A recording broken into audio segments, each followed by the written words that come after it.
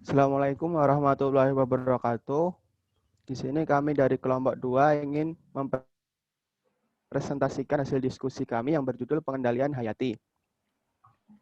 Sebelumnya, kami akan memperkenalkan anggota kelompok kami. Yang pertama yaitu Raihatun Mustaqimah, NIM 032. Yang kedua Lense Maria Stompul, NIM 033. Isrohmanto, NIM 036, Siska Ayu Wulandari, NIM 039, Salsabila Estining Tias, NIM 045, Nur Aini Hafida, NIM 058, Farisa Ikramina Bilkis, NIM 066, dan saya sendiri Syadian Fajar Sidik Nugroho, NIM 067. Langsung saja di sini saya akan menjelaskan pokok bahasan yang pertama yaitu pengendalian hayati. Menurut P. Debach 1964, pengertian dari pengendalian alami dan pengendalian hayati adalah sebagai berikut. Yang pertama, pengendalian alami adalah usaha untuk menjaga populasi organisme yang berfluktuasi dalam batas atas dan batas bawah selama rentang waktu tertentu melalui pengaruh faktor lingkungan abiotik maupun biotik. Yang kedua, pengendalian hayati adalah kemampuan predator, parasitoid maupun patogen dalam menjaga kepadatan populasi organisme lain lebih rendah dibandingkan kepadatan populasi dalam keadaan tanpa kehadiran predator, parasitoid, atau patogen. Next.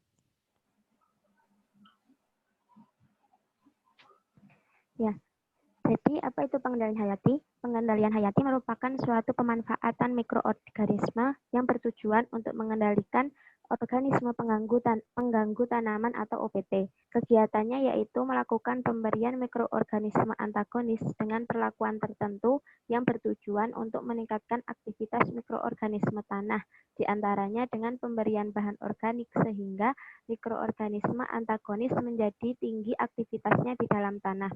Adapun contohnya yaitu mengintroduksi Trichoderma hertzianum atau Bacillus penetrans pada lahan-lahan untuk meningkatkan jumlah antagonis yang tadinya berjumlah sedikit untuk berperan dalam tumbuhan organisme serta untuk meningkatkan aktivitas penghambat terhadap patogen. Akhirnya 1995.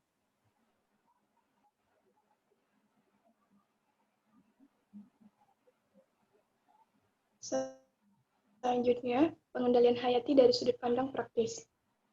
Yang pertama, introduksi musuh alami yang tidak terdapat pada daerah yang terinvestasi hama. Yang kedua, peningkatan secara buatan jumlah individu musuh alami yang telah ada di wilayah tertentu yang terinvestasi hama dengan melakukan manipulasi sehingga musuh alami yang dapat menimbulkan mortalitas yang lebih tinggi terhadap hama yang ingin dikendalikan. Next.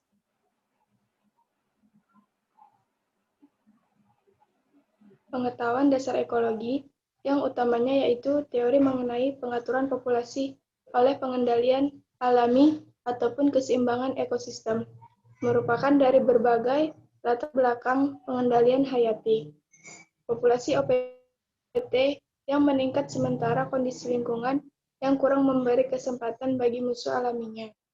Apabila kita memberikan kesempatan, berfungsinya musuh alami antara lain dengan jalan rekayasa lingkungan seperti mengintroduksi musuh alami, memperbanyak dan melepaskannya, serta mengurangi berbagai dampak negatif terhadap musuh alami. Maka musuh alami akan melakukan fungsinya dengan baik. Ada beberapa ketidakmampuan antagonis dalam mengendalikan populasi OPT disebabkan oleh berbagai hal. Di antaranya yaitu jumlah populasi musuh alami yang rendah sehingga tidak mampu memberikan respon cepat untuk mengimbangi peningkatan populasi OPT. Selain itu, infeksi pada OPT sangat mempengaruhi oleh kepadatan inang. Samangun 2001. Next.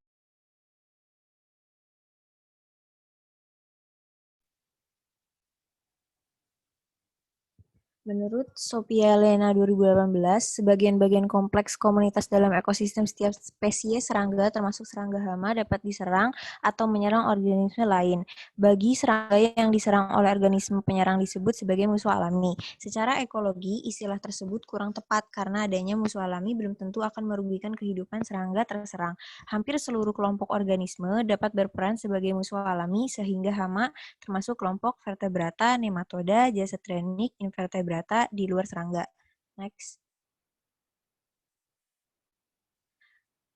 Adapun makna agnesia pengendali hayati adalah musuh alami yang sudah atau sedang digunakan sebagai sarana untuk pengendalian hayati. Berdasarkan kegunaannya, musuh alami atau agens pengendalian hayati dapat dibagi menjadi 3 kelompok, yaitu parasitoid, predator, dan patogen, menurut Sophia Lena 2018. Next. Untuk kelompok pertama, agensia pengendalian hayati yaitu parasitoid. Parasit hidup di dalam tubuh biasanya merugikan bahkan mengakibatkan. Contohnya cacing pita pada tubuh manusia digunakan dalam entomologi pertanian. Dapat melemahkan dan membunuh inangnya karena parasitoid mengambil cairan tubuh inang. Parasitoid bersifat parasitik pada fase pradewasanya, sedangkan pada fase dewasa mereka hidup bebas tidak terikat pada inangnya. Parasitoid dapat menyerang setiap instar serangga, tetapi paling jarang pada instar dewasa. Parasitoid telur diletakkan pada permukaan kulit inang, atau dengan tusukan ovipositornya telur langsung dimasukkan keluar dari telur akan menghisap cairan dari inangnya dan menyelesaikan perkembangannya dapat berada di luar tubuh inangnya sebagai eksoparasitoid atau sebagian besar dalam tubuh inangnya. Parasitoid adalah Champsomeris sp yang menyerang uret, sedangkan Trichogramma sp yang memarasit telur penggerek batang tebu dan padi merupakan jenis endoparasit. Fase inang yang diserang pada umumnya adalah telur dan larva. Beberapa parasitoid menyerang pupa dan sangat jarang yang menyerang imago. Larva parasitoid yang sudah siap menjadi pupa keluar dari tubuh larva inang yang sudah mati, kemudian memintal kokon untuk memasuki fase pupa parasitoid. Imago parasitoid muncul dari kokon pada waktu yang tepat, dan kemudian meletakkan telurnya pada tubuh inang untuk perkembangbiakan generasi berikutnya. Lanjut.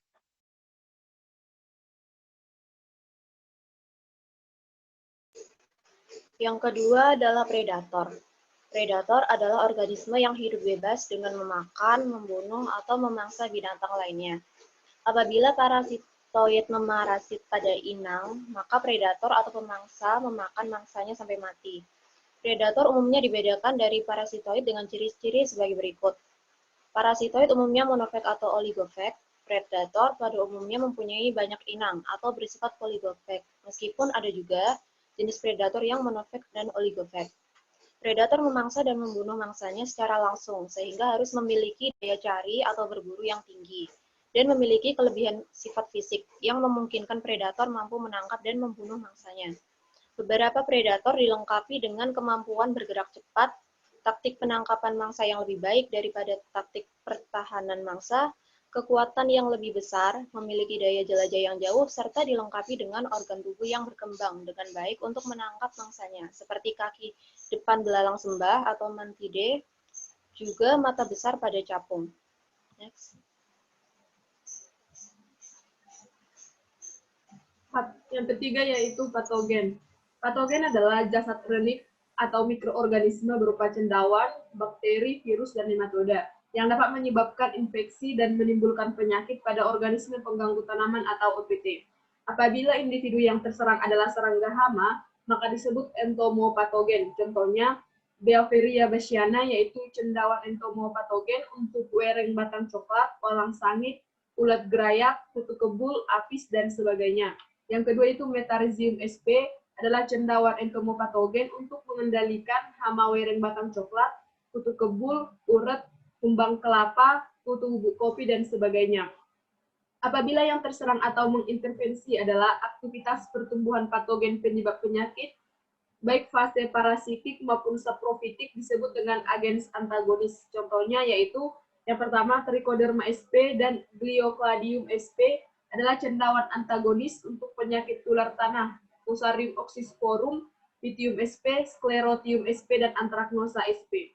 Yang kedua yaitu Pseudomonas fluorescens adalah bakteri antagonis untuk penyakit layu yaitu Pseudomonas solanacearum. Pembahasan selanjutnya adalah kelebihan dan kekurangan. Menurut Wagiman tahun 2014, kelebihan dalam penggunaan agens pengendalian hayati, agens pengendali hayati antara lain yang pertama, tingkat keberhasilan pengendalian hama yang tinggi dengan biaya yang rendah dalam periode waktu yang lama.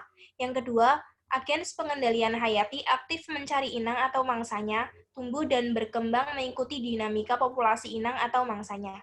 Yang ketiga, pengendalian hayati tidak berpengaruh negatif terhadap manusia dan lingkungan.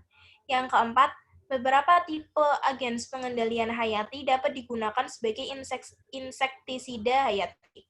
Yang kelima, umumnya spesies hama tidak mampu berkembang dan menjadi resisten terhadap agens pengendalian hayati. Sedangkan untuk kelemahannya yaitu yang pertama, pengendalian hayati berjalan lambat dan tidak dapat menekan populasi OPT dengan cepat. Yang kedua, tidak dapat diprediksi atau diramalkan hasilnya. Yang ketiga, sukar dan mahal untuk pengembangan dan penggunaannya. Yang terakhir yaitu memerlukan pengawasan pakar. Demikian presentasi dari kelompok 2. Kami mohon maaf apabila banyak kekurangan dan kesalahan. Terima kasih. Wassalamualaikum warahmatullahi wabarakatuh.